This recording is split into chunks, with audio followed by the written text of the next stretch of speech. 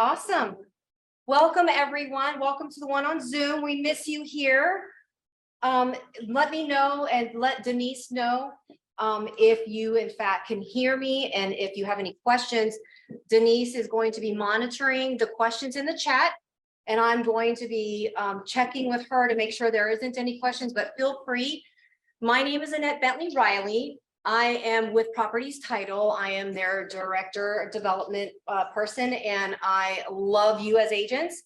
I was a realtor for 13 years with Michael Saunders prior to me changing the career. My true heart is to help you as an agent become successful. That's where my true heart is. So that I decided to move into that direction, but I understand where you are. I've been there, done that, have stories. So, but I just want to let you know that I'm here for you.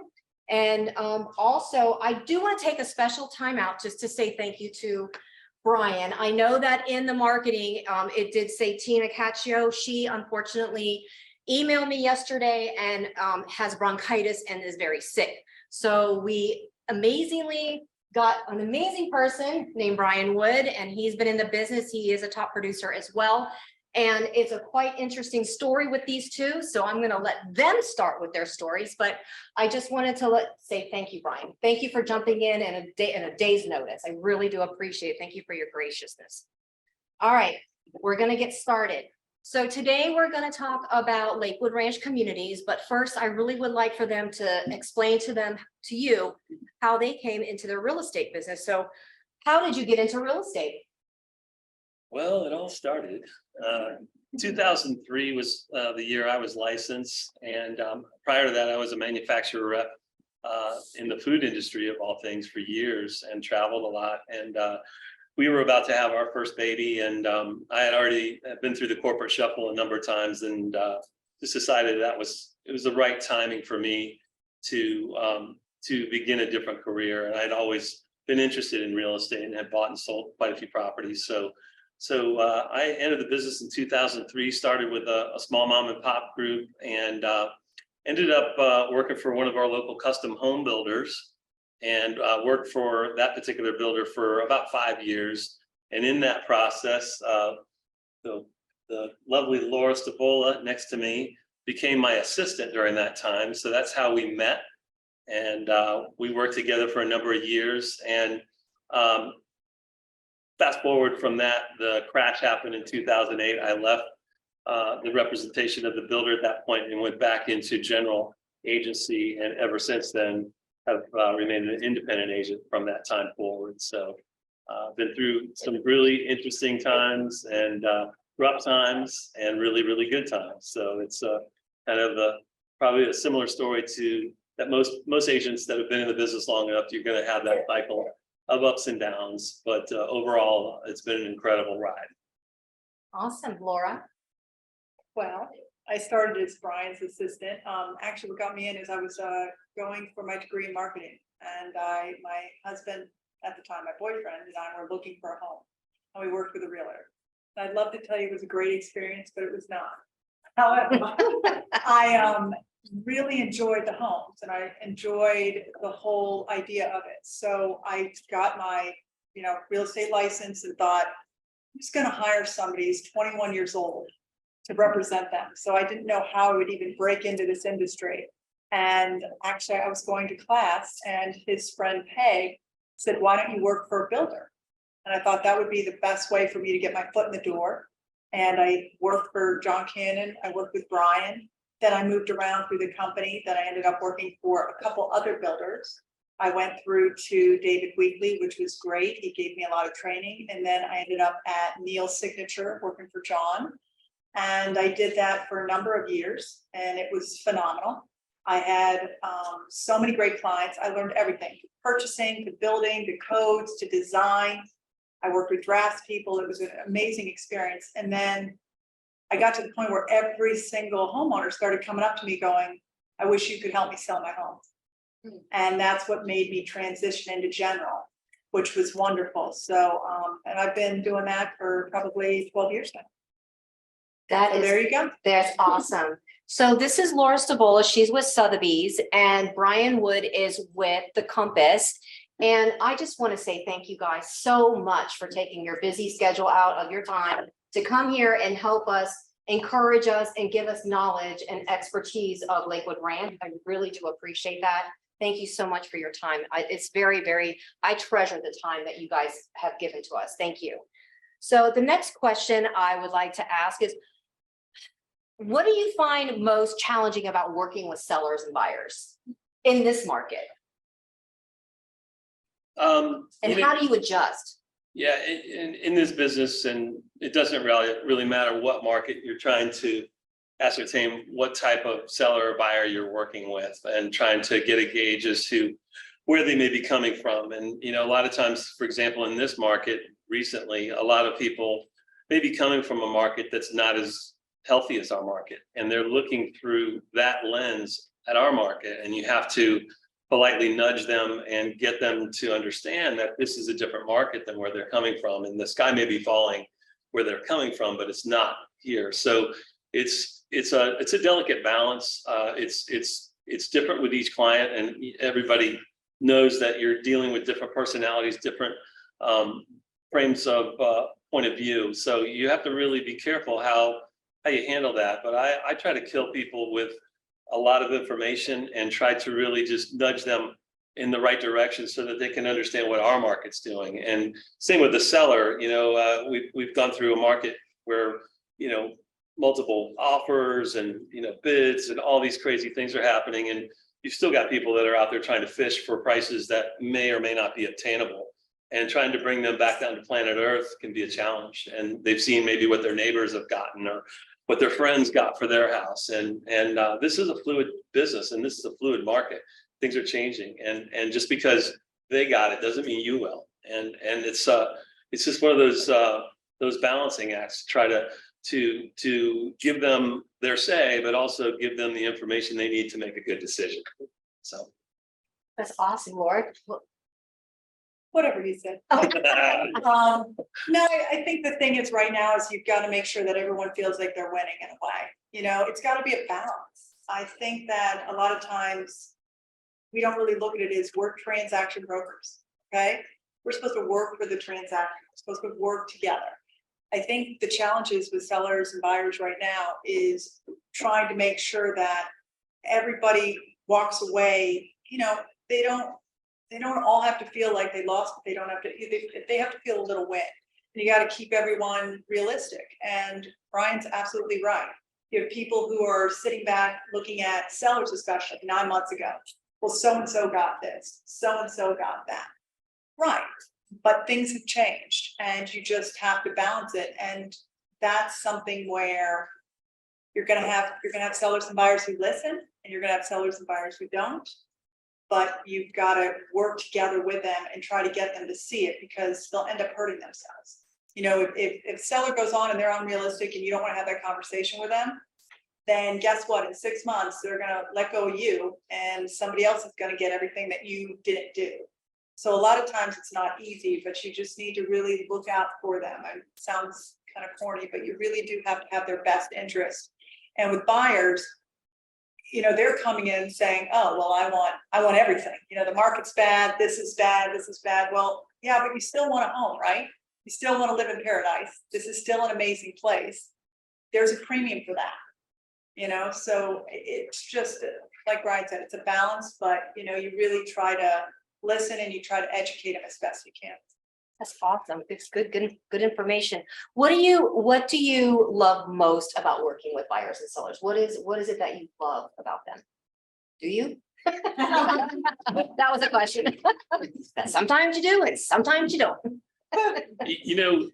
What I find particularly interesting is that no matter what segment price point you may be working, you may run into someone that does something completely different and really interesting and unique to them that you may have never ever run across before. I've been fortunate. I've sold homes to CEOs. I've sold homes to a husband-wife team that were officers in the Navy and built aircraft carriers. And how fortunate to be able to come in contact with those type of people, and you learn a lot from them too. Some good, some bad, but overall good. And most of those people to be able to purchase a home of the caliber of the homes that we sell, they didn't just fall off the turnip truck. You know, they have a lot of knowledge, a lot of intelligence, and a lot of experience. And I really think that's my most favorite part, is learning about them. Obviously, we're all sleuths when you get a buyer and you're Googling them and trying to figure out who they are. And that tells you some of it, but until you meet someone, you don't really get to know what they're about. But that to me is the most interesting part. Man, I love your answers. I'll just keep going. I'm gonna have to start going first. You go first. No, I mean, Brian said we do have a lot of great people, but I think it's the fact that no matter how successful they are, how emotional they get when they purchase a home. I mean, really, they get so excited when you find that right home for them. And you know that they're going to be spending, you know, raising their kids and their grandkids and just all these great moments that they're going to have, and they entrusted you with that. That's a huge, you know, compliment to yourself, but that's a big responsibility. And I really do love that. You know, I love the home search. I love calling them up and saying, guess what, I found it. And I don't care if they're worth $100 million, they still will jump up and down because this is so important to them. And I think that's the part that you really do love. And and we're right, we are so lucky. You meet the most amazing people around here and you would never know it. And that's, you know, hearing their stories and hearing everything, it's pretty cool. But I just love the search and finding it. Interestingly, too, you know, you never know who you're talking to.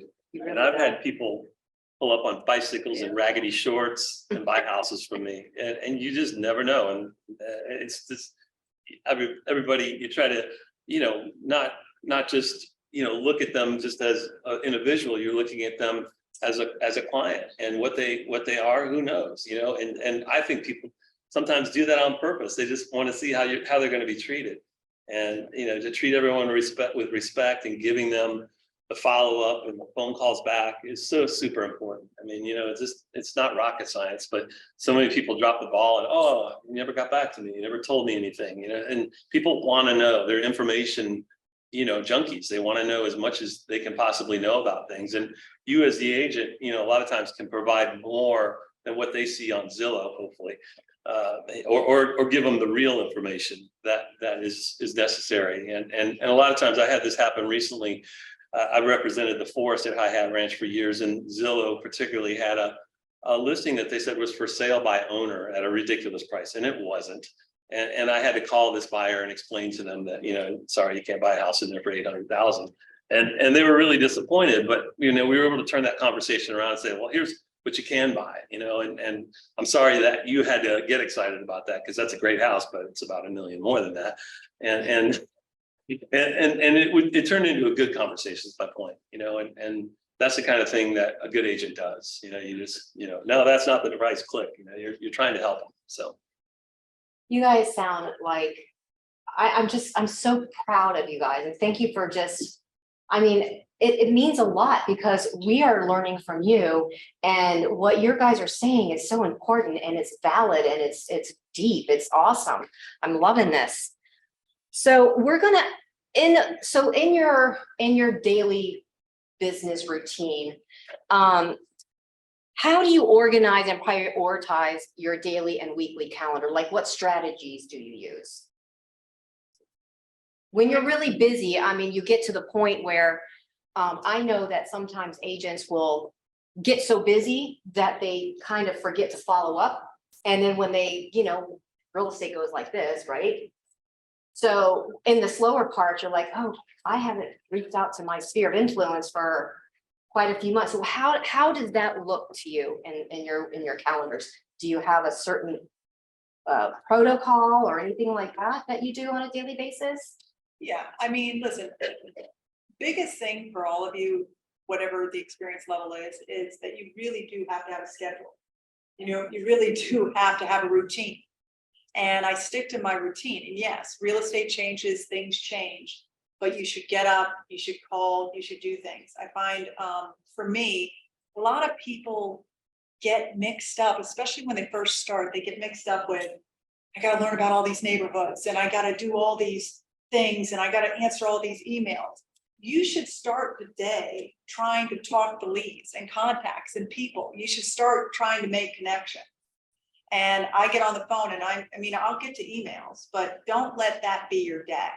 You know, I schedule myself, I get up, 5 o'clock in the morning. You know, I take my kids, I work out. I mean, I have a very big routine. I call my clients, I follow up with this, I try to see what new leads are out there, who's looked at things. But I have a book. I mean, people laugh at me because I know now everybody has everything on their phone, but I want to physically see my day. I want to see my week. I put it out, I write down everything, and I put it out weeks in advance. And yes, things get changed and you move them. But if you don't have stuff to fill your day, you will not do what you need to, you know, and you can be amazed if you have a schedule, how much you can get accomplished. First, in this business, it's just easy to go, oh, well, you know, I'll just kind of play it by ear, and then you don't accomplish anything. So I would tell everyone, get a calendar, get a book, write it down, write the things that are going to make you money and help you build your business, and do those first in the morning, and then work on the other stuff when you have time. Yeah, I was thinking about something that I think it was Anthony Robbins said, that he was talking about a pilot flying to Hawaii and how 90% of the time they're off course, they're making adjustments the whole time to get to the runway, you know, and it's similar in any business, I think. And you have your set game plan, just like Laura said. Every day, you know, I have a regimen. I don't get up at 5. I get up, but I do a similar routine to hers, but I think it's important to not let your environment change your schedule, you know, too much, because it's like a football game. You have plays you're going to run, and if you get put off of that, you're not going to succeed. You're not going to get the touchdown. So you have to stay on your plan as you have it and make adjustments if you need to. But remember, there's certain goals you're going to set every day to try to do. And regardless of whether you have 1 listing or 0 listings, you got to keep that same schedule. And I think that's super important, to just try to keep a consistency. It's going to give you normalcy. This is the kind of business that you could free float and be in trouble real quick if you don't do that. So I think consistency in your schedule, making time for yourself too. It's like it's a business where you could easily eat up the time that you devote for workouts or your family, and you can't do that. It's a recipe for disaster. You know, you really need to feed yourself as much as you need to take care of your clients. If you don't do that, you're going to get burnt out. You'll be no good to anyone. So That was exactly the next thing I was going to ask. see, I knew. I deal a lot with real estate agents, and one of the things that I come across when they're starting and they're getting on the ground running, and then they start running, and then pretty soon they do get burnt out. So how do you balance that? Like, that was the next thing I was going to talk about, like the balancing of real estate, because sometimes when you start, before you know it, you're going to get really busy. And I know I've spoke with a lot of agents, they just get so burnt out. So what kind of tips and tricks can you offer and like suggest to get them to not be that way, or to make them realize that they're starting to burn out? Well, I'm lucky in the fact that I have 2 little girls and a husband, and I'm very blessed. And they're the reason I do this. You know, I mean, yes, I love helping. I love my job. You need all the stuff you need to make money. But I think that I'm blessed in the fact that I have a daily reminder of what's important to me. And so with that being my constant, it keeps me focused, you know. And I think a big part of this job is yes, it's a struggle, and you do get sucked in, because when somebody's asking you to work with them, and you know, we're not talking about $500. We're talking about tens of thousands of dollars you're making. It's hard to say no, but you do have to balance it. And he's right. You will get burnt out, and you will end up not doing what you need to. And if your personal life is not good, whatever your setup is, it's going to show in your work. So I would tell you, you know, a big thing is, whatever you're doing this for, whatever your drive, keep that. Remember that. Remember why you're here. You know, and it's got to be reasons, not just to make money. If your only reason in real estate is just to make money, then I'm afraid to tell you, but I would say, in my opinion, I don't think that that's going to lead you where you need to go. If you're here to help people, if you truly love this, if you want to be, you know, you want to service people and you want to work with them, then you're in the right place. And if you keep remembering that, you'll be absolutely fine. And the other big thing I'll say is, you need to know when to say no. That's a difficult one. That's the key on this. There are gonna be times when you're gonna be, somebody wants you to do something you can't do, a listing where you know you're not gonna make them happy, or something that's not gonna work, or quite frankly, you have a seller who's just too demanding, it doesn't fit with what balances you. You have to know that there's a point where you need to walk away, because it won't work out. We've all done it. You take the listing you shouldn't, you work with the buyer you shouldn't, and it ends up being a disaster.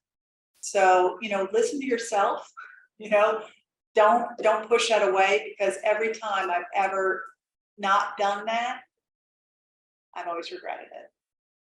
Yeah, I think just listening to that, I think a good term is maybe be selfish with your own time, and your family's time, because you don't get that back. I don't have any kids in the house anymore. I'm an empty nester. I'd have a dog, but and he needs me, I think.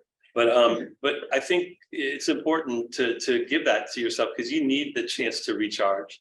And I have some rules. I don't take a phone call after about 7 o'clock at night. I don't do it. I think Because you've been drinking. probably Did you hear what he said? She said. only good wine. Oh my But, God. I think it's important to be selfish, and then it's also important, like Laura said, to listen to your voice on a situation or something that just doesn't jive with the way you do your business. And it is okay to say no. And I know sometimes that's hard to do when you really need to make a commission. But I found, and I think this is true more often than not, when you close that door on someone like that, something else will open. And you have to listen to that voice, because it's usually the true reading, I think. And a lot of times, by not going down a path, you've saved yourself a lot of energy and heartache and headaches. So that's kind of the way I operate. I try to be as accessible as I can be, but I'm not gonna sacrifice, some of my own personal time and my family time to do this. And I love real estate. I love dealing with all kinds of people. So it's you got to have that. If you don't have that, I don't care whether it's real estate or whatever it is, you're not gonna last. So. Thank you, guys. So just know that it's very important for you guys. What they were saying is take time out for yourself. That was really good information. Make sure that if you guys start to feel burnt out, take time for yourself. Go get a pedicure, go to the beach, do something for yourself, because they were correct when it will bleed out onto your clients and your customers when you are to that level. So just take some time out, have a balance. That was great information. Okay, so what are the top 3 tools that you guys use, or apps that you can't live without?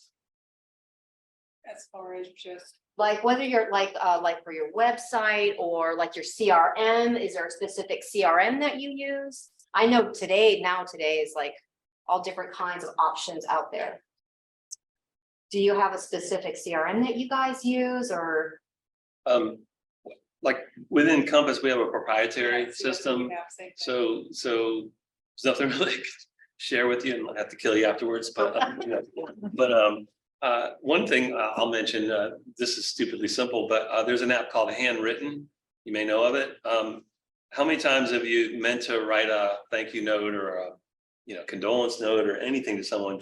You can do this from that app, and it mails it for you. You write it. Oh, Has all that's kinds cool. of handwritten scripts, and my writing is legible anyway. So if you get one from me, you're like, is that Brian? No.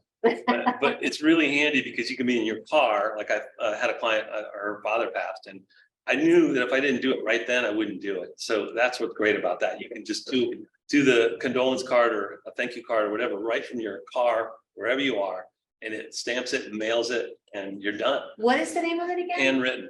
Handwritten, if you Yeah. guys didn't hear him, handwritten app. That's great. Yeah, I mean, to me, that's just a nice little timer saver. And For it's, sure. and you're supposed to sit down and write out thank you cards and all those things, but good intentions. But anyway. Any Um, apps that you use that you can't live without, or any like tools? Sotheby's has the same thing. I mean, you basically Okay. have it where they have a follow-up for you.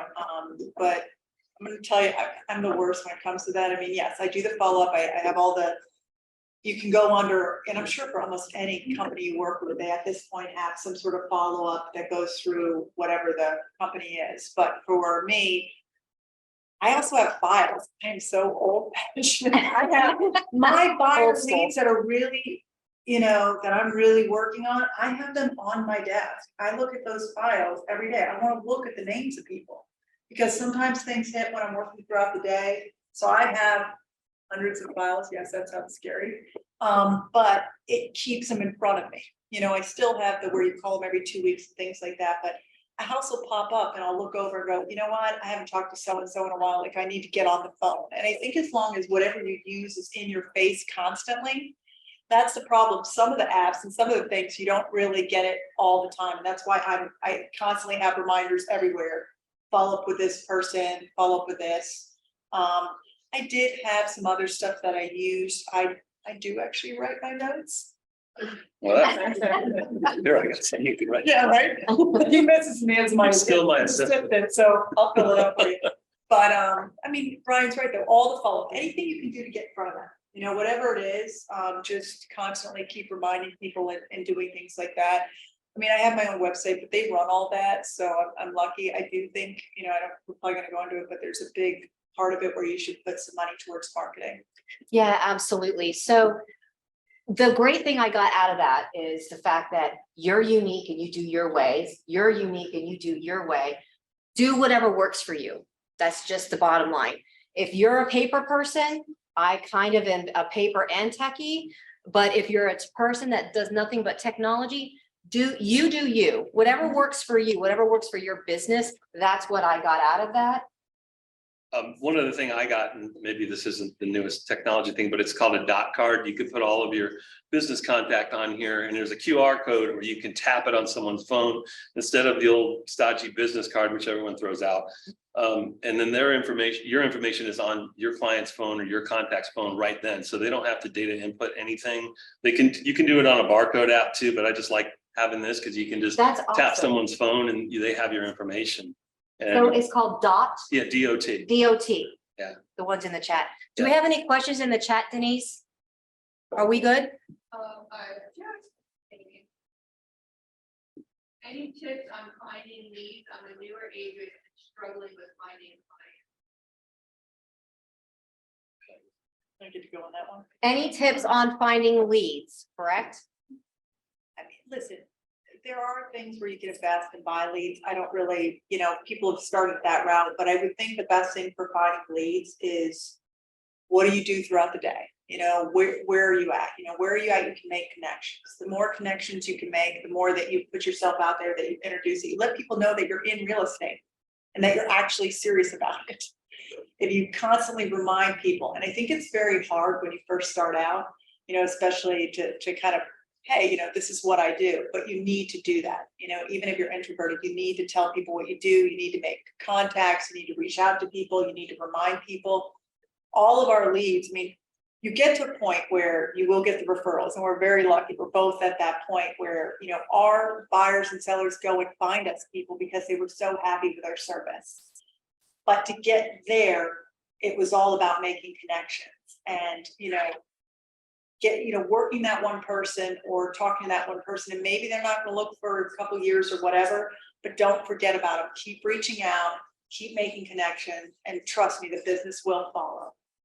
Yeah, I think, it's not really rocket science. I used to try to help other agents out when I didn't have listings and do their open houses or volunteer to do one so that I could have the opportunity to make contact with other potential buyers or sellers, and then look around the different types of associations. For example, I'm a member of the Builders Association. There's all kinds of groups that you can join that are also I think lucrative for an agent to be a part of, and pick things maybe that are not what somebody might do that is an agent, that you can be in a group and meet someone, and all it takes is one.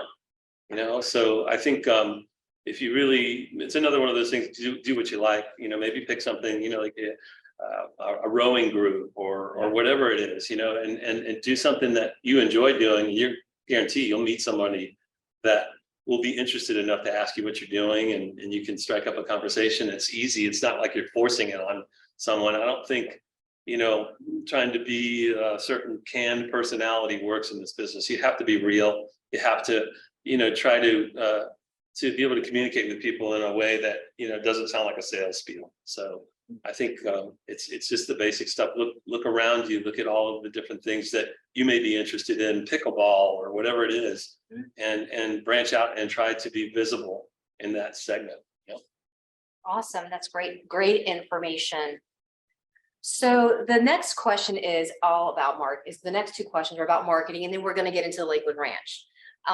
What online marketing do you find most effective, and what offline marketing to get you the best? I know right now you guys are in that referral business now, but if you can just encourage and help the other agents that are here that are starting or that just started their business in the last 2 or 3 years, like what would you recommend? Like what did you find when you first started was the most effective? I farmed an area, I sent out postcards and I sent out information, and I will tell you, it's old school, but it works. And it still works to this day, because even if they're gonna throw it out, they're gonna see your face. I was saying postcards. Can you hear me all right? Postcard? Yeah. Postcards, marketing pieces, but find a neighborhood, and I will say this, that not everybody is in. Everybody always looks at the Harbor Acres or the Lake Club, so I want to market that area. I wouldn't suggest that to somebody who's new. Look for a neighborhood where there's a decent amount of turnover, and where maybe 1 agent or 5 agents aren't kind of ruling that area, and there are those spaces to get into, and market it. Put some money out there, because the more they see your face, the more that you give them information, the more that you put that out there. That really helped me to become a listing agent, and that was huge. As far as, I've done the leads online, I've done the e-blasts, I've done things like that, but postcards have been great. I gotta tell you, it's put some money aside and really put it out there. I mean, magazines are okay and stuff like that, but I don't think you get what you get when you give them information, because if you tell them about a house, you tell them about stuff that's sold in the area, they're interested. They have a house there. They want to know if something sold down the street. And even if it's not you as a listing agent, you have to disclose it, but you can just say, this is the neighborhood information of what's sold, what's going on. They'll constantly read it. They'll see your face, they'll connect. And when the time hits, they will call you, but it does take time. It's crazy. And this age that we're in, with everything technology wise is available to us, that still works. It does. And it does. And I do it too. And she's right. And I'm probably not the most, I don't post every day on Facebook or Instagram. I do post, but not every day. And I sometimes, a lot of my stuff is off topic, it's more lifestyle. And she and I, besides working together, we both love food and love to cook. And so, most people love that. So it's kind of a connector. And a lot of times, even in some of the pieces that I put out that's direct mail, it may have a recipe that I did.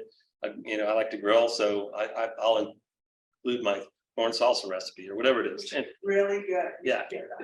But I'm just saying, out of all the things that people are trying to do with social media and YouTube and all that, it's great. And some of it's better than others, but still some of the basics still work really well. And it's not an overnight gratification thing. It's a sustained campaign. It's almost like you're running for election. You got to keep that campaign going. And it's sometimes hard when you're like, geez, I'm budgeting this amount per month to, put into, these direct mail pieces. And it's funny, if you've been doing this for long enough, you'll have someone that will call you for a listing appointment and they pull out some old postcard of yours and like, hey, I look good, man. Look at that. But it's crazy because people do save them. I throw it in the shredder, but except for Laura's. Yeah, but no, you got to know. I mean, there's a certain amount of them are going to end up in the garbage, but there is a visibility factor with that. And there's at our meeting this morning, we were talking about how a company had put out a false agent advertisement for a neighborhood, and they wanted to see when they went and interviewed that neighborhood who they recommended for an agent, and they picked this faux agent because it was a visible agent that they were familiar with, even though it wasn't real. And I think that's the most important thing, is they need to know that you're present, that you're the expert for that specific area, and then that at least you get the call. Maybe 3 agents, but at least you're in that lineup. If you don't ever get up to bat, then you're never going to win. So you gotta get yourself so that they see that you're one of the experts for that particular neighborhood. So it sounds like persistency, consistency is important when you're dealing with that farming situation. It does work. It really honestly does work. So find an area that you're interested in. What are your thoughts about them looking for like a newer development, not like still under construction, but like it's been a couple of years old to try to get them into that farming area? Do you think how and what, I know that that's a big question that I always get from agents is, what are your thoughts about like, where do you think would be a good thing? I think that a lot of times everybody wants Lakewood Ranch. How do we get into that farming area in Lakewood Ranch? You know, I think, yes, you can look for new areas, but I actually will tell you can go back, MLS use it. It will go back and show you how many people are selling in a neighborhood. And there's some neighborhoods that have a lot of turnover. Like I said, if there's a decent amount of turnover and there's a few agents, not one person is kind of the main person, that's what you should be aiming for. Because, you know, if there's 4 agents that are covering this neighborhood and they're the ones that everybody calls, it's going to be really hard to break in, you know, because they have the experience. So look for one where there's really not somebody who's top. You know, there's a mix, and look for one where the turnover is good. If nobody's selling out of this neighborhood, if it's 30 homes and nobody's ever selling, I don't know if I would throw marketing at that for the next 5 years, hoping you'll get the one. Look for one where, you know, you see people moving every 2 years, and usually it's going to be a little bit lower price point, not always, kind of a starter.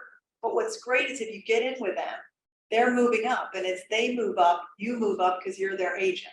So, you know, maybe the first deal with them is 400,000, but the next deal with them is 800,000. And guess what? The next deal with them is 2 million. I mean, you really do move. So I think that's important to know that even if you start at a little bit lesser price point, they have friends, they have family, they have connections, and they will move. And as they do, they'll take you with them. I mean, some of my clients have done what? 6, 7, 8 transactions for them, 10 transactions for them. They call me every couple of years because they're bored. I mean, it's what makes our business. So you do the research in the MLS and they can do it, they can find out. You So can just do see- your research in the MLS. Pull it up and see if you pick a neighborhood, how many times people are selling. You can look and see how many sales, so you can kind of do the breakdown. Okay, there's 100 homes and there's 20 sales happening or 10 sales happen. That's good. If I look and there's 100 homes and there's 2 sales, I don't think I would spend a lot of money doing that. That's great You know, information. another kind of reverse way of doing that too, as former builder reps, it's important for the agents to get to know those builder reps, because guess what? A lot of those builder reps have a lot of people contact with clients that have to sell homes in order to buy their homes. And a lot of times, I think a lot of the builder reps don't always have a go-to agent that they refer to. So it's important to make yourself known to the builder reps in specific areas that you might be interested in trying to sell, because if you do that, and you can help them too, because you're helping that particular person sell that house, but it also gets you in the know with their neighborhood and allows you to maybe even have a sales meeting there, helps that salesperson to, you know, kind of keep their flag front and center. So I think they can be like a little hidden nugget of gold if you really look at all of the builder reps that are out there. And we were builder reps for a long time, and you know, we would have like a list of go-to agents. We had a wall of shame, didn't we? We did actually. No. Not allowed to tell them about that. Yeah, well, that's a whole nother seminar. But no, for the most part, though, what we would look for in agents is how they treated their clients and how they were with us. And that just when you refer someone, you want to know that that person is a reputable person, a person that's going to take care of that client. So you can really look at some of those builder reps and they can be a wealth of knowledge. They can give you information that may lead to a listing or a buyer. But sometimes those, they can't hit the number for that particular buyer and they're like, hey, I can't do anything with them. Maybe you could. So That is such a great point. Did you guys hear that? Seriously? I know a lot of agents that do that and they have good rapport and they do get referrals. So he is on point with that. So just take some time out and get to know some of those builder reps. I think that is a great nugget there. We're going to get into, at the end, there's going to be questions and answers, but please feel free to, if you have a question or anything that you want to know, please feel free just to raise your hand. We'll be more than happy to answer any questions you have. We're gonna jump into, go ahead. It was just curious, then what was the return rate that you said that when you studied a neighborhood? I like to see that they're moving, I would say probably anywhere from 10 to 20% is, there's a ratio of that, so if you've got 50 homes, at least 10 homes are selling out of there a year, that you've got that break. If you're less than, I would say a few percent, I mean, it's not an exact number, but I just look at it, and if you're seeing that people aren't moving, stay out of that neighborhood, because a lot of people don't research it before they start putting money. They say, oh, I bought a house there and I want to start marketing that because I live there. That's great, but if nobody ever leaves your block, then you're throwing thousands of dollars for no reason. So again, it's not an exact, but just look at the numbers and make sure you see a good turnover every year, consistency, that people are selling every couple years. That's Now, I awesome. received your postcards. See, it works. Like inspiration. There's one. There's one. That's awesome. Just So we're gonna jump into Lakewood Ranch. What would you recommend for a new agent to do to become knowledgeable and become an expert in Lakewood Ranch? This is, I've had a lot of people ask that, like, I'm new, I'm just starting, how do I get familiar? What do I do to become that expert? Yeah, I think twofold, really, visiting the Lakewood Ranch Community Center and meeting with them is a great spot for you to learn, but also for you to bring new clients to let them understand the magnitude of Lakewood Ranch. There's a lot to know, and it really kind of depends on, specifically where your client is budget wise and what type of lifestyle and all that, because really about every type of lifestyle is included in Lakewood Ranch. So that's a great first start. And then again, I think the builder reps are a plethora of information, and they want to help you because they want you to feel comfortable when you're presenting their particular neighborhood. So I think those are great ways. And then just on your time that you may have on your own, heck, go to Waterside and visit, the downtown area there. They have the farmers market, and you can really start to get a sense as to what the lifestyle is like there. And it's always better, I think, if you can, say to your client, hey, I've lived that a little bit. I understand what it is. And these are some of the greatest things that are available to you. You've got Polo down the street. You've got, two downtown main streets now with Waterside, and then the original one. There's a lot to see and do. And I think it's trying to, absorb it in smaller bites. You're not going to get it all, and I think one of your questions is how many 55 plus communities are there, and how many of this and that, and there's a lot, but it really will serve you well if you even put that on your weekly docket of things to do. Hey, today I'm going to go out and I'm going to go see, Indigo, or I'm going to go see, Wild Blue, or whatever it might be.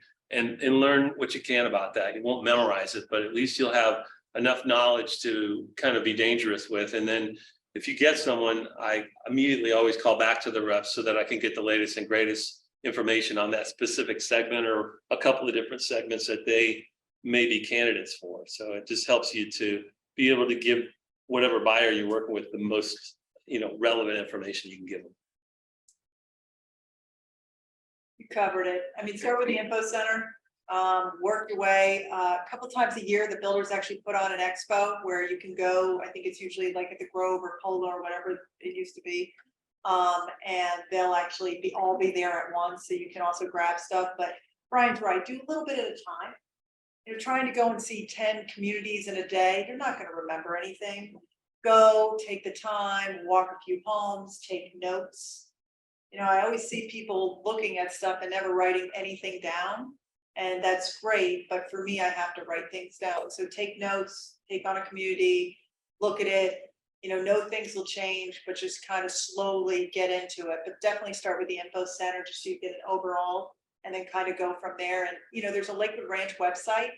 So they have a lot of events going on. Definitely keep up on that. That's another thing that you can market and tell people about. Hey, guess what's going on in this neighborhood, or guess what's going on in that neighborhood. That really helps people think you're an expert. Wow, that's great. What can you expand a little bit on the golfing communities that are there? Because I know that the Lakewood Ranch is super huge, and can you just talk about certain communities and like, what do they have to offer? I know certain ones have certain requirements, Yep. you know, could you expand a little bit on the golfing communities there? On the golfing ones, you will be. Yeah, go ahead. On the golfing ones, you've got, okay, so you've got Lakewood Ranch Country Club, all right? That's the main place that started originally. There's 3 courses there, all right? And there's actually a public course there that a lot of people forget about. So there's 3 courses that run through that you have to be a member of the country club. So that's a private membership. You don't have to live in Lakewood Ranch, but that's, you know, where you put the 55,000 down. Now they do have different levels, but that's their main one. Then you go out and you have places that are more bundled communities, like an Esplanade or a Lakewood National. And those, when you buy into the community, you actually get a golf membership. Okay, so that's a lifestyle deal. So you have to, I mean, there's some in Esplanade where you're not a golf member, but you have to, if you live there, you have to become a member. So when you look at Lakewood Ranch, you've got the 3 that run through the country club that I just mentioned, the public one, which is Legacy, which is great. Somebody's not a big golfer. You have Esplanade and Lakewood National that are, you have to be a member there. And I think that really covers it for golf. Am I missing any? Yeah, I mean, there's the Ritz-Carlton, which is private, and Yeah, then that you one's got, private, yeah. and Concession, which is Concession. technically outside of it. Yeah. But both of those are on waiting lists, 2 to 5 years, so. Oh, If you've got a wow. goal, if you've got a goal, yeah, you know, if you've got somebody who's into golf, you've got to really think about what's their time frame. Ritz is 5 years, even the country club itself is 1.5 years, but like I said, you have legacy there, so a lot of times I overcome that objection by saying, listen, first year you can play at the public course and you can get in as a social member. And then by the time you settle and finally can breathe, you'll be a full member. So Is Legacy the Public course, yeah. that's a public course as you go into the country club. And then the other 3 are, I just call them the country club, but 2 are Arnold Palmer ones, and one's a links course. So I know that there is a community that was called River Club and it's connected right on Lakewood Ranch. Can you explain a little bit the differences on what that is? Do you want to take that one? Yeah, River Club is I love kind of, River Club. it's a beautiful community. What's kind of great about that is that you kind of have the best of both worlds. You have a golf course at your disposal, but you also have all of the Lakewood Ranch amenities, which there's no CDD fee on that particular community. So Correct. you get access to all that stuff. The lots there are unusually large. They're anywhere from ½ acre to almost 3/4 or 1 acre. 3/4. And if you think about when that was built, that's when a lot of what our multi-million-dollar custom builders built first. Todd Johnston, Cannon, I think maybe Weatherington was in there, but really high quality homes. They're older, but in a really mature setting, and you're literally just a hop skip to Main Street and anything else amenities wise in Lakewood Ranch. So it's one of those communities I wish we had more of, because all of the communities that were the new construction is usually smaller lots and, you know, not that type of mature landscaping. I mean, there's a tremendous amount of trees there. Some of that was there when they developed that. And remember too, Lakewood Ranch as a whole was mainly a pasture, you know, so they didn't have, you know, trees to work with in most of the sections of Lakewood Ranch. So it's not their fault. It's just what they had to work with. So it's a great community. I know, I love that community. There is a golfing there, correct? Is that Oh, yeah. public, or is that you have to be a member in the River Club Public. community? It's public, Mhm. okay. So just know that that community is next to Lakewood Ranch. I would drive through that. It really is a great community, and it's great for customers that want a little bit more of a spread out of the neighbors. So just keep that in mind too, because it's awesome. I love that neighborhood too. That's going through a huge renaissance there too. All those houses are 20+ years old. So a lot of them have been renovated or in the process. So you get a great lot and, you know, maybe a renovated home in there. I sold one last year in there for like $1.5 million and, you know, completely redone. But I mean, you can't beat those lots, that kind of a topography. Who do you think are the majority of the buyers of Lakewood Ranch? Are they out of state? Are they in state? Are they, you know, family or all of the above? What do you think? Who's coming into Lakewood Ranch? Definitely a lot of out of state at this point. I think that, you know, Lakewood Ranch has great marketing and people see it all over the country and they hear about it. So I think we're getting a lot more out of state. We're getting a lot of California now, so I mean, we're getting a lot of different areas that we never used to have. We always used to say New England. You know, it was kind of like New York and down. Now it's really all over the place. I would say it's a mix. Lakewood Ranch is really good about hitting all age groups. So I can't tell you. The average age, I think, in Lakewood Ranch is now down to like 47. I think in the country clubs, it's a little bit over 50, but that's young for Florida. I mean, I don't know about you, but I like living here. I feel very young. Yeah. But it's great because it reaches out to everyone. So I think depending on where your price bracket is or who you're working with, you might see more families or, you know, depends, but I think you'll see everyone. There's a good Yeah, mix. I don't think it'd be hard to pin it to one or two different segments. They do such a great job of marketing it and also offering so many different types of lifestyles there. It really appeals to a lot. And I think, you know, for those who see it and it's not their cup of tea, I mean, it kind of, I find more often than not, you know, what people love about it is all the amenities and how there's not a blade of grass that's not cut and everything's, you know, almost Disney-esque there, right? And people like that. And then there's some other people that'll come in and say, you know what, I like it, but I don't want to be right on top of my neighbor. I want something larger. So, you know, they have something for a lot of the buying market, and they do a really high visibility marketing campaign. So most people are familiar with Lakewood Ranch when they come here. But it doesn't always mean that that's their choice, obviously, because there's other things that they're looking at. But, you know, when they measure what you could get a new construction house for versus they might have had designs to live on the water. And when they see that number and come back to consciousness, they, you know, come back to Lakewood Ranch, perhaps, you know, because they say, gosh, I can have all of the things I want in a brand new house. So. Awesome. That is, I know that's great. With the supply and demand shortage after COVID and Hurricane Ian, are more buyers purchasing resale in Lakewood Ranch, or are they going more new construction? Resale. I would say resale just because, I mean, don't get me wrong, there's still a strong following. You know, you came from somewhere up north and you lived in a home for 30 years, you want a new home. There's just something about that. There's the design. I mean, some of the designs are incredible, you know, the outdoors and everything like that. So people want new. They don't want to wait. So I would say resale is catching up because you don't have 2 or 3 years to wait. Or now with, I think the market's shifting and people now feel like they have to sell their home before they buy. They're going back to that because they don't feel confident it's going to sell in a day. I think then you've got to look at the fact that they're going to start looking at resales. But, you know, the nice thing about Lakewood Ranch is you can get a resale, but it might only be 2 years old. So that's also why it's pretty strong, because we do have a market of people who, hey, it took them 2 to 3 years to build. A lot of things changed in 2 to 3 years, and they're ready to sell it almost right out the gate. So you're starting to see it pull towards that, I think. I disagree. No, no, I agree with it. I think what I see happening, and I think, you know, post Hurricane Ian, the next year or so is going to be really interesting. And in that, even, for example, let's just take Lakewood Ranch as an example, the original country club, all those are 20 plus years old. They're due for new roofs. They don't probably have impact windows. There's a lot of hurricane code compliances that are missing on those houses. And everyone's just getting that first round of hurricane or insurance increases.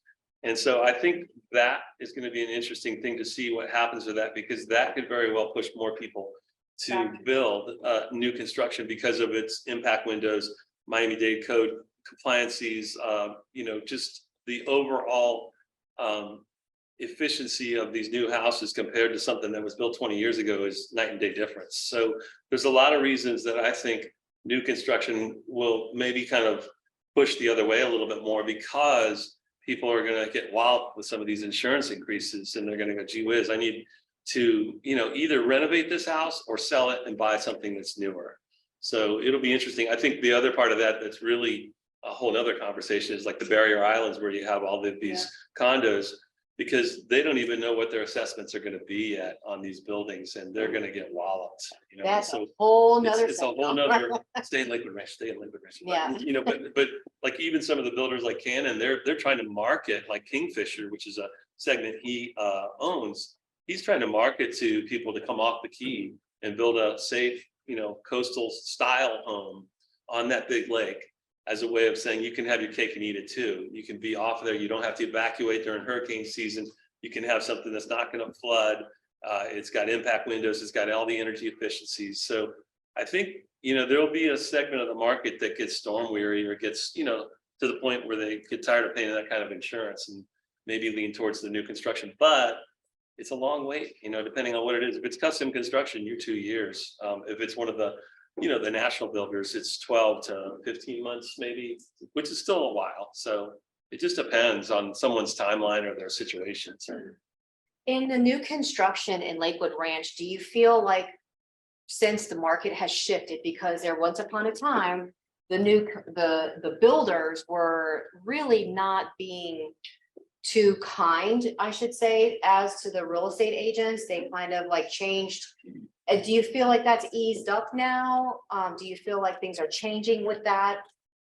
Yeah, I mean, I'm starting to get emails from Lennar paying me more than 0.5%, so yes, I would say, it is starting to ease up. I think that they're starting to want to bring us in. I think they know they need us and they're trying to get us back. So I would tell you, I think that, the builders are trying to work with us more, and listen, they love us, but at the time they thought, hey, we don't. They were greedy, I ain't gonna lie. Yeah, I mean, They are- they were, but I'm starting to get the please come back, and here's Oh. a $10,000 bonus, and Oh. let's be friends again. and, Love all me that. now. Yeah, let's just forget about everything the past Yeah. 2 years. Disregard what I did. Yeah, exactly. I know that some of the agents were very discouraged when all that was going on, and so I just wanted to encourage them to start revisiting that, because I do think they're lightening up, and I do believe that there are incentives, as you were saying. So thank you for that information. That's important. Can you please just talk a little bit about Waterside? This is a new area, it's a new lifestyle, it's a new community. Can you just tell us what the latest features are, and what makes it so attractive? And are there, I know that there's houses, but are there I think they're townhouses, aren't they? Are there condos? All the above. Yeah, I mean, there's a different components to that. I mean, Homes by Town built and developed the main segment, and they had invited Lee Weatherington and Arthur Ruttenberg to be the custom component in there. So they have a share in there. Now, Cannon has Kingfisher, which is lots that are on the opposite side of Waterside Main Street. Okay, so he's got those lots. There's another segment that Neil has that's coming. There's a segment that Stock is Wild Blue. yes, yeah, Wild Blue across the street on Lorraine, and that'll be Anchor, Cannon, Stock, and Ruttenberg. And Is Lee in it? oh, and Lee too. Sorry, Lee. But that development is developed by Stock, so they have a seat at the table at each size lot that's available in Waterside. It'll have its own amenity center in there. I think a workout center, community pool. What else? I can't remember what else. There's a concierge service. concierge They're service. trying to bring it up. I think what's changed, what's evolved with Waterside, is when they first launched it, it was mostly Pulte and Homes by Town, and it was supposed to be the affordable living. And then what they realized is people wanted that small area that they gave the custom builders, the 2 million and up, sold instantly. Yeah. So now they're shifting it to be a little bit more higher end, price points going up. And so that's shifting, and the smaller homes are kind of going away. So they're trying to figure it out as well. But the idea behind it is it's not gated. It's supposed to feel like a downtown area. They have a lot going on. They're trying to pull a lot of businesses there and start doing more events there. So they're trying to make Waterside kind of the central area instead of Main Street. And remember too, Lorraine Road, which is the main artery there, will eventually punch down south. It'll go on the east side of Founders Club, south of Fruitville, and connect back in to Lorraine, right in front of where Artistry is now off of Palmer. So that's a super important thing to remember, because that opens that up, and that will go all the way south to Knights Trail. Wow. Eventually. So, for the traffic that we're all enjoying these days, that's a nice separate artery to travel. And I think also it allows, all of the people from Lakewood Ranch to travel down into Sarasota more easily. I mean, I think, you kind of had to go through the labyrinth of university, pretzel there to get anywhere, and that can, depending on the time of day, be pretty challenging. So yeah, there's so much still coming there, and I think even the Founders Club to the south of that, I mean, that's still going, and there's quite a few builds going on in there. But you can see, I mean, Neil's got his development there, and you've also got Wild Blue, which they were pretty much sold out of their first phase already. So, and that, I mean, it's not inexpensive. I mean, you really, Yeah. mid 2 millions to 3 million in there, depending on which builder and which size lot you choose. So it's Is there any like townhouses or condominiums that are gonna be built, or is this more like a single family atmosphere? single family, except for down in the village, they've got those The apartments. Those apartments that are like Yeah. above the I mean, they're commercial? adding stuff. Again, it's kind of evolving and they're changing. I don't think the only condos right now are the two ones on Main Street, that are going around, but really not right yet. I think they originally had one plan and then they Yeah, Okay. canned it, and yeah. not from, I mean, nothing that's going on as of right now. And what draws everybody to Waterside? Because I know there's some agents that's never experienced it, never been there, which you really should, because it really is awesome. They have certain things that happen every week. Talk to me a little bit about what that all is entailed. Well, I mean, they do the farmer's market, they're doing all the events, they're starting to bring the music down there, they're starting to bring holiday events down there. Big reason for Waterside is actually the views. I mean, they did do a huge lake and waterside, I mean, hence the name. And if you've looked at most of Lakewood Ranch, I hate to say it, even in the country club and areas like that, most of them, the water was from here to there and you could stare right into your neighbors. So now you get a more expansive view and it's a little bit more impact. So they really love how that feels. They like the idea that it says Sarasota. Oh, There's that's a true. big Good draw point. there. I mean, one thing that sometimes people struggle with is they see Lakewood Ranch and they see Bradenton and, they kind of go, well, hold on, everyone's told me Sarasota. So it still gives them the Sarasota zip code and the Sarasota name. So that's also a big draw, I think. Yeah, and I think, being able to stay within your neighborhood to go to dinner, to do Yep. things is super. I mean, you could literally, from a lot of that area, you could ride your bike or walk to Main Street. And I think that's nice for a lot of people. I mean, they have golf carts in there, and then they're gonna have the water taxis and Are they whatever gonna have else. water taxis? Yeah, Yeah, they're Talk actually, to us about that. I didn't know that. that's yeah. all we know. Oh. There you go. They're gonna. All right, whatever then. you- It's got two 450 horsepower motors. Yeah. But the idea is that you really, everyone says, oh, Lakewood Ranch, all you do is drive everywhere. They're trying to create an area where you don't have to drive, you don't have to get in your car. It's right down the street. And that's appealing to people who are coming from cities and coming from areas where they're like, wow, this just feels like all I ever do is get in my car. So they're definitely trying some different stuff and it's working. So it has mixtures of commercial also. There's like businesses there, correct? In Right. Waterside, and they're trying to bring that in as well. They are, they're bringing in some businesses. I mean, you've got right now, you've got, law firms there, you've got, like stuff like that you hopefully don't need necessarily right now. But mostly restaurants, shops, specialty boutiques.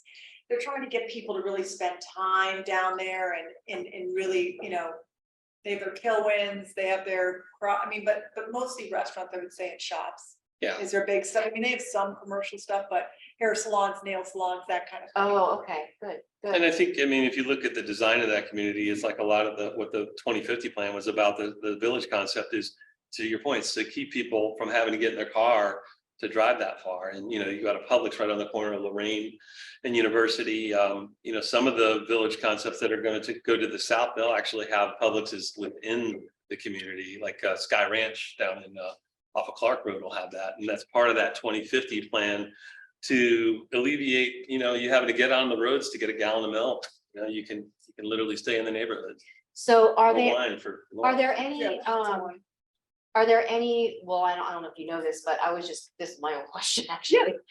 Is there any like foreseen like a Publix or like that you can walk to that's gonna be in there? Not yet, maybe not? No, they've got the Publix is on the corners, but that takes a lot more real estate. Publix finds their own properties and yeah. does their own thing, but they are doing specialty places, like you can go into Crop and you can get your salads Yes. and your smoothies and your stuff like that. They're gonna have smaller boutique things that'll probably help with that. But the Publixes are anchoring all of it, truthfully. Awesome, great. Does anybody have any questions? Yes, One question I had is, so I guess now it's called conservation land, but south of Lakewood, or the Lake Club and where the Isles is, there's all that land there. And I've heard there's homes slated for there, but other people have said, no, it's all conservation. What have you guys heard? No, it's, from my understanding, it will be developed at some point. Yeah, Yep. yeah, it's not, Yeah, I don't think it's wetland or any protected no, I mean, area. Lake Club is done, so I think there was a lot of conversation of, would Lake Club expand into that area? No, Stock took the last part of that, but that area, from my understanding, will eventually be developed into something. What, they haven't said as of yet. I saw someone else. It's not, like, but we should know which developer we should avoid. Like, for example, I know that Lennar pays 1% and Ryan Homes, they pay 2,500 plus fee. And while you go in, they tell you, we do not pay any commissions, that's how they welcome you. This is Who gonna should sound we really avoid good. other than those three? This is a tough thing. I don't wanna It's say rough. avoid, because honestly, if that's right for your client, you can't avoid it. You just Oh, gotta live with it. and I And I'm know, not, I just yeah. wanna be very clear, if my client wants Lennar, I'm gonna go in there and consider it my, charity work. I don't know.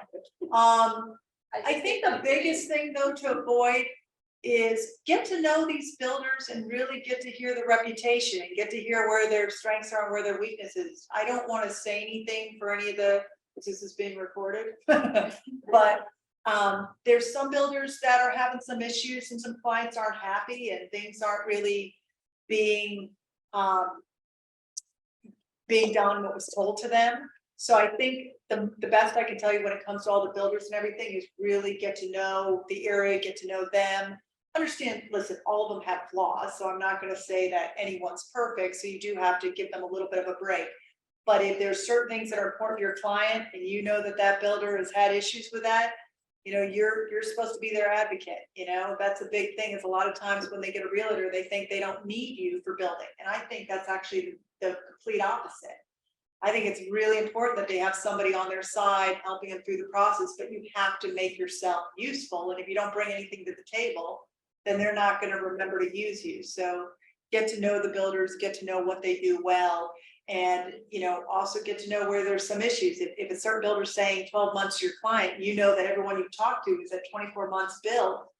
You need to prepare them for that so that they can plan accordingly. Not to say they won't go that direction, but when things happen, they have a tendency to call you. So you want to be in front of it before it hits you. I think that's so important what she just said, because I think Good stuff, sometimes when an agent's dealing in a new construction situation, they may or may not know what they should do. And where's their place in this deal. They want to make sure that they feel like they're bringing value to the transaction. So Laura just hit it right on the head. You as the agent need to, good job.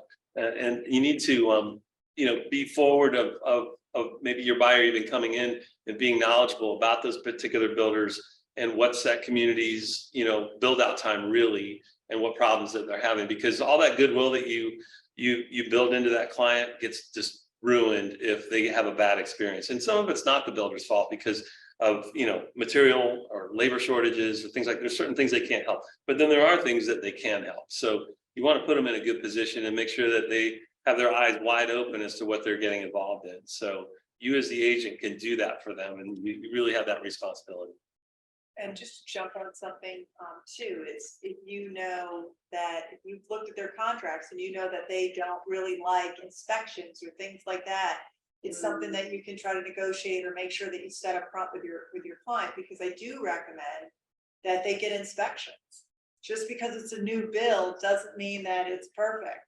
So I would tell you that you should make sure that you're looking out for them and that they get inspections so that they know what the contract says and what they can and can't do. So when you get to the end of the build, they're not saying, well, I want to do this and this, and they're not allowed to. So that's really important to know that.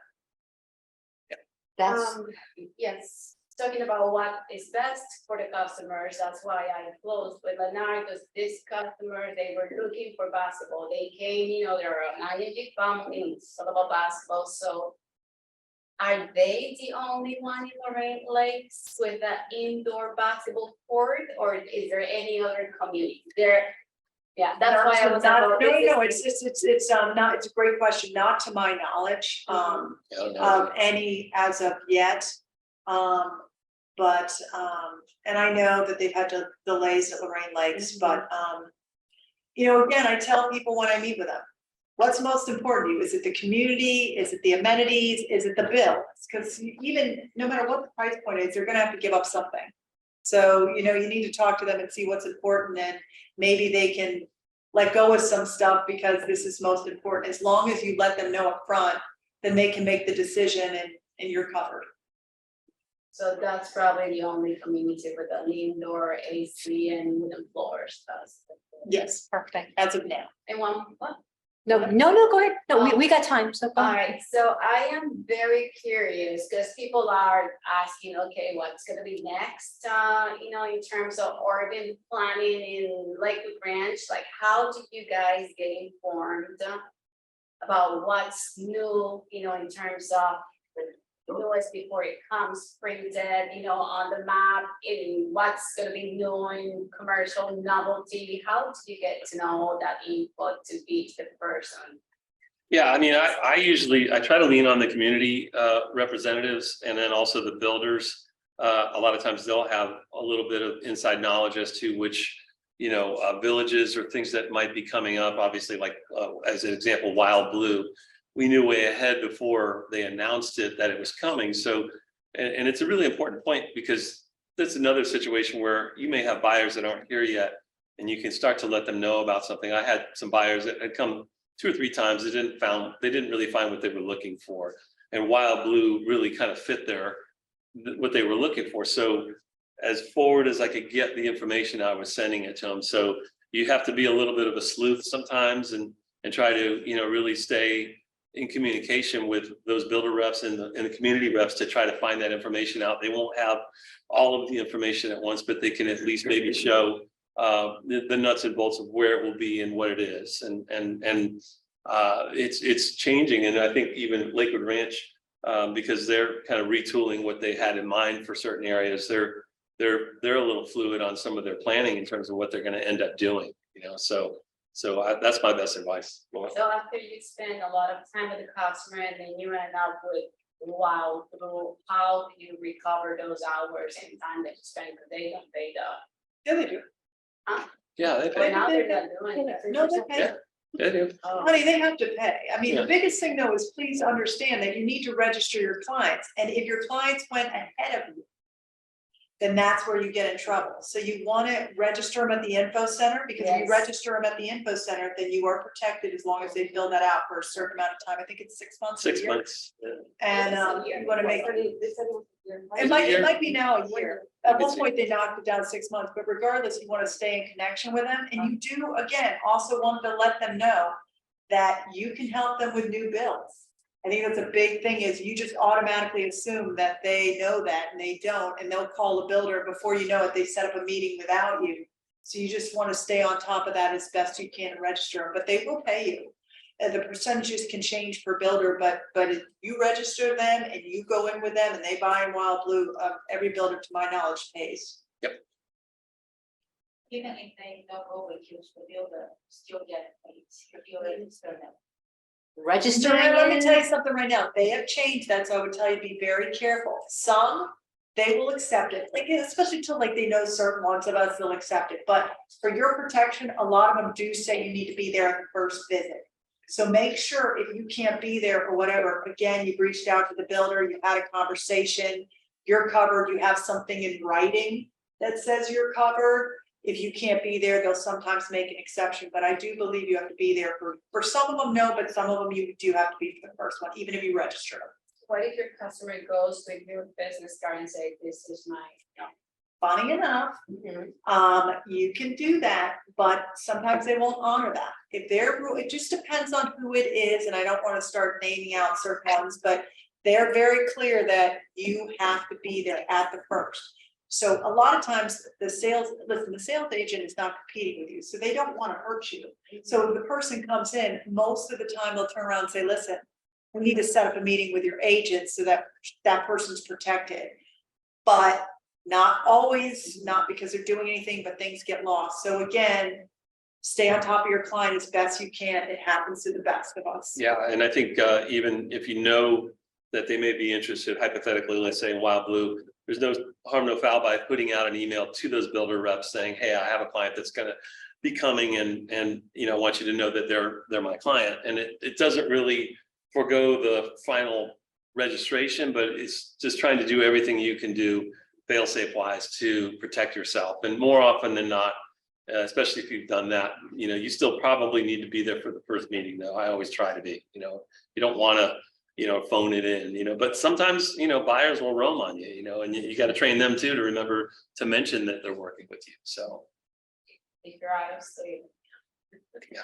I know you had a question, correct? Yes. Go ahead. Do you have like a go-to market stat that like when your clients come to you and say, how's the market? It's very ambiguous. I feel like that kind of question always catches me off guard. Like, do you have like a plan to stay up to date on stats, or like, what do you feel like is the most relevant, strongest stat to communicate to your clients when they're asking those kind of I questions? read a lot. I mean, I'm reading the journal, I'm reading this, I'm reading, you know, whatever articles are coming to me, I try to stay on top of them, but I do try to stay local to a certain point because some things may say, you know, everything's crashing and not. I try to stay on top of, I look because I'm doing CMAs and stuff like that, I can already see. If you do a lot of comparative market analysis with listings and stuff, you can see what's selling in the neighborhood. You can see how often things are selling. I mean, you should start to see a tracking. If you're marketing or farming an area and you're doing those postcards, you put out sales, you'll see, you know, there's a trend. So I think as long as you keep checking and paying attention to kind of what's going on in that area and seeing the sales and things like that, you don't have to just whip out, the market's gone down by 3.2%, but at least if you can carry on the conversation, say, well, yes, but you know, this area picked up a little bit, this area is slower. They trust, you know, what's going on and you can keep up with what you think you need to do. Yeah, and I think, yeah, exactly right. And I think the other part of that is that there's all kinds of different segments to the market, and you know, inventory is a really important one to know. You know, we're at what, less than 4 months worth of inventory right now. And specific to where you are, like I was on Longboat Key selling out there and looking at, you know, how does that property compare? How have other ones that were like that? What percentage did they come off the list price? How much of a swing was there? And just trying to give the buyer or seller something they can sink their teeth into that's specific to what they're looking at. It's really hard to just kind of, you can dump out all those numbers in a general format, but I don't think it really means as much if you really kind of hone in on exactly what it is, what neighborhood, what area. I think it's much more impactful. And it usually, I mean, you can even pull that up in MLS, you know, as far as trying to kind of hone down to what it is. And like my searches, when I send them out to buyers, I mean, they're getting that segment of whatever area they're looking at, and they're getting the actives, the pendings, the solds for the, you know, for 6 months or longer. So they can kind of get a gauge as to what percentage off lists things are selling for. So I think, you know, trying to educate them and letting it be their kind of idea instead of you having to say the number, you can see, Mr. Buyer, by what I've been sending you, you can see where this is trending, you know, and they've already hopefully looked at it. If they haven't, then that's different, but you can get ahead of it before they come here and give them that information. I think you're further ahead, and it saves time in terms of what they're actually realistically going to buy. So. Any more questions? Any questions about Not on Lakewood Ranch, but going back to earlier, we were talking about Facebook and posting. How often do both of you post? Where do you post? So I am lucky enough to have a marketing person who posts for me. Okay, I'm not so that we can put out posts and Instagram and Facebook and things. I'd say once a week, you know, maybe you don't want to inundate them every day with posts. I mean, one, I can't even imagine thinking of that many things. And two, they're going to start blocking you or not paying attention. I think it's important that whatever your speed is to post, you know, I'd say maybe once every 1 to 2 weeks, but make sure it's good. You know, make sure it's something like Brian was saying, something about that. It doesn't always have to be about, I sold a home today. It could be about wow, the polo just opened up, or, you know, farmer's market is coming, or there's a concert down here. So I think if you post about lifestyle and things like that, that's a good way to keep the conversation going. Yes, real estate's good, but keep a mix. No, I totally agree. I mean, you can wear your welcome out real quick and, you know, I'm not the best at doing it, to be honest with you. I do it maybe once a week and I try to come up with something that I think would be interesting to the people that are reading that. And I think in the end, yeah, it's about real estate, but they also, I think, want to know a little bit about your life and what you're doing and what's Sarasota, what's Lakewood Ranch like. And, you know, even we were talking about, it's a good idea to get out and see these neighborhoods. Even a clip about you visiting a certain segment of the village is good. I think it may pique some interest, you know, if you show like a inviting a shot of the pool at Esplanade or Azario, you know, it's just, wow, that looks awesome. I want to know more. So just something stupidly simple like that is better, I think. I think, you know, you can wear your welcome out in a hurry, though, I think. I think you should mix business with pleasure too. What do you think? Like you like to cook, right? Yeah. Do you ever Come on. like post like any cook? I like to cook. I don't I know. There's some agents here that have my Facebook and I post stuff that I cook too. So I'm always. do you feel like that would be, is that good to mix? Don't anybody else do that, though? No. Anything you can connect, anything you like doing, bring to the table, because I've had people read through my bio and they pick up something that I wouldn't have thought of, and they're like, oh, well, I picked you because you travel to Colorado and you go out to Vail and Beaver Creek, and I you know, I used to live there, and I thought that was neat. We had that connection. So I think the more you tell them about yourself, it gives you opportunity for people to find ways to connect back with you, because that's what they're looking for, somebody they trust. They're looking for somebody they want to work with. So they're looking for that connection. So you feel like we are in a relationship business? That's and all this career. is. That is all this is. I It agree. is, and they, you know, people don't want to be sold, you know, they want to feel like they're dealing with someone that they can trust. And that's a human, you know, that's not, you know, just some robot, you know. I think there's a lot of people that don't get that. And I think you could do anything for a client, you give them plethora of information, is be yourself and just be, you know, a regular human being, you know. And I think our whole lives were sold, you know. Everybody's selling something, you know. How many phone calls do you guys get a day about your car warranty or whatever? You know, it's like people get weary of that. So I try to be the opposite of that if I can. So Just to add on to that Yes. question. Because I'm always very confused about business Facebook page versus personal Facebook page. Should you have both? I did both. I wouldn't recommend it. So you're First off, it's, posting on your personal then? yeah. I I'll tell- agree. I'll tell you why, because I used to have a business one, and then I had to keep my business up with the personal. And then some people thought that I had two Facebooks and one wasn't right, and they were telling me that now somebody's trying to be me, and it was just too much. And you do want to tell a story. So quite frankly, if there's something that you won't post on your personal because it doesn't work for business, then don't post it. That's my advice. excellent. You know, That I is mean, the that's best the truth, advice. but they want to hear about you, they want to know about you, I wouldn't start doing all these different pages, I've done it and I wouldn't do it again. I agree. Simple is better. Just have one. Well, the thing is like when you have your personal, you can mix your business with pleasure. Sure. He's posting his cooking and his grilling, and that really is about relationship. That's connecting with the people that, and do you have your customers on your, Oh, yeah. do you Yeah, friend sure. your customers Yeah. and? Yeah, I mean, again, if you're posting something or you don't want your customers seeing what you're doing, I would tell you, you might want to look at that. You might want to get honest, you know? I If- agree. If there's stuff you're doing that you're not, you know, that you don't think that they should see, guess what? They're gonna find out anyway, so you might want to reevaluate that. Very good. We're almost done. I have two more questions I want to get to. Okay. Is there any other questions first? Because this is important. Is there any I'm not sure I understand. conference in Lakewood Ranch where they have the builders and, you know, just like they do at Bradenton? I went to that one in Bradenton in downtown and I thought, you know. That's what I mentioned earlier. That was that Well- conference twice a year. Twice a year? What is it? Twice a year in fall and in early spring, they have a builders Expo. Expo, And they do announce it to everyone if you sign up, and they do it twice a year. And that's what I was telling you in the beginning, that all the builders are there and you can meet them. You know, that's a nice way to go and meet some of the reps you don't always see. Oh, wait, I'm sorry, I missed that because I wasn't here. Where do we register? If you go to Lakewood Ranch and you register on their website as a realtor, they will send out an e-blast when they do it. Okay, thank you. Awesome, awesome. Just when you were talking about the amenities, somebody asked online if Lakewood Ranch has a pickleball facility. Tons. Tons. Not one per se, just to Lakewood Ranch. For instance, there's pickleball at Esplanade. There's pickleball in the country club. There's pickleball at Lakewood National. So depending on the neighborhood, there's the pickleball courts in there. And they just opened a new facility there that's just south of. Yeah, what's up? Yep. Club, like the ranch just Yep. opened. Yep. Wonderful. Any other questions about Lakewood Ranch? None? Okay, any questions in Zoom? No, that was. Okay, perfect. So I have 2 questions left. Ready? Okay.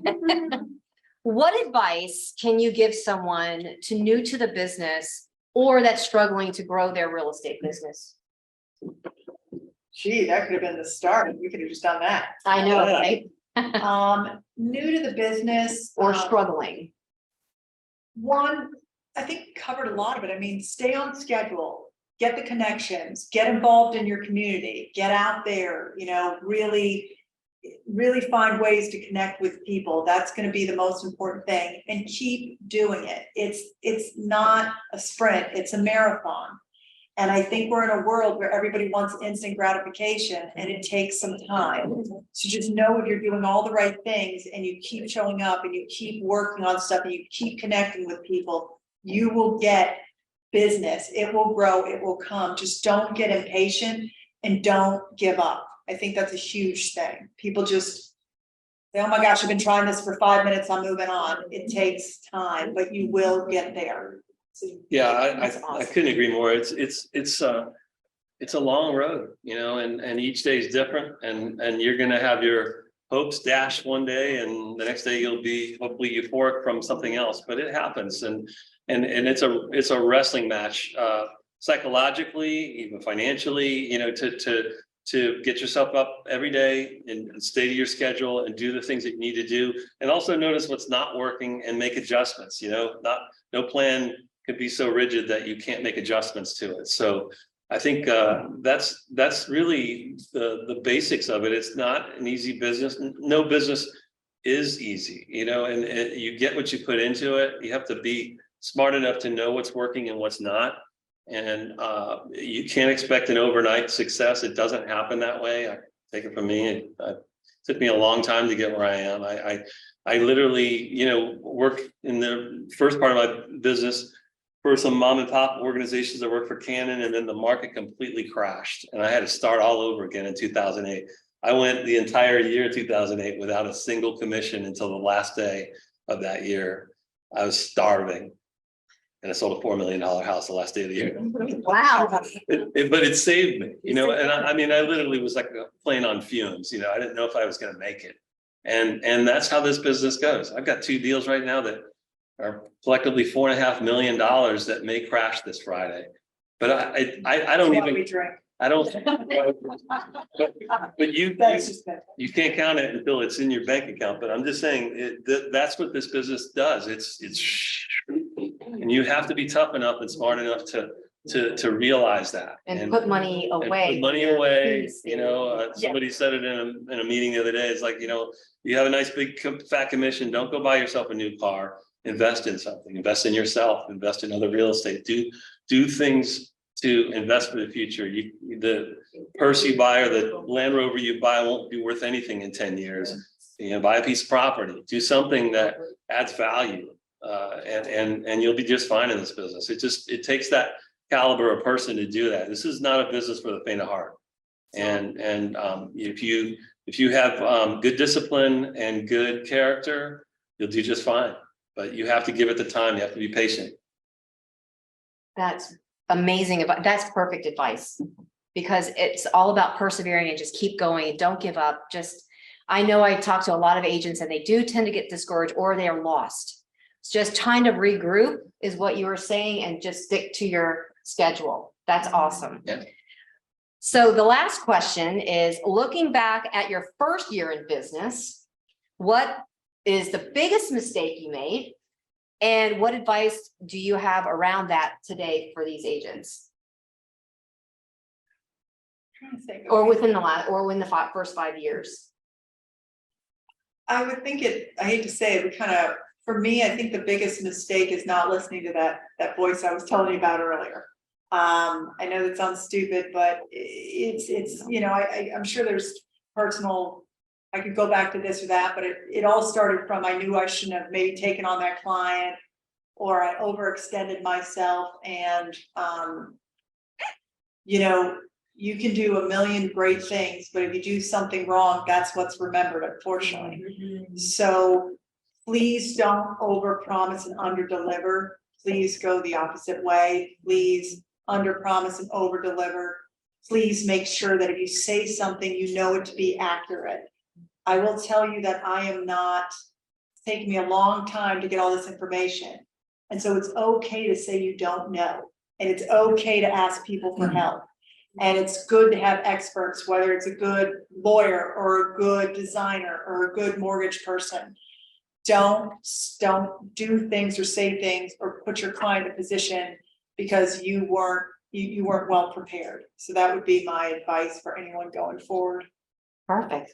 I would say, value your time and make sure that you are managing it wisely with buyers and sellers that actually are going to lead you to the right place, and know when you need to possibly break off and say, hey, I'm not going to drain my energy for this particular person. I think in the beginning of my career, you know, you get into a situation where people run you around and do things that really burn a lot of your time with no reward inside, and you have to be good enough to ferret out and qualify those type of people and make sure that you know are using your time wisely out there.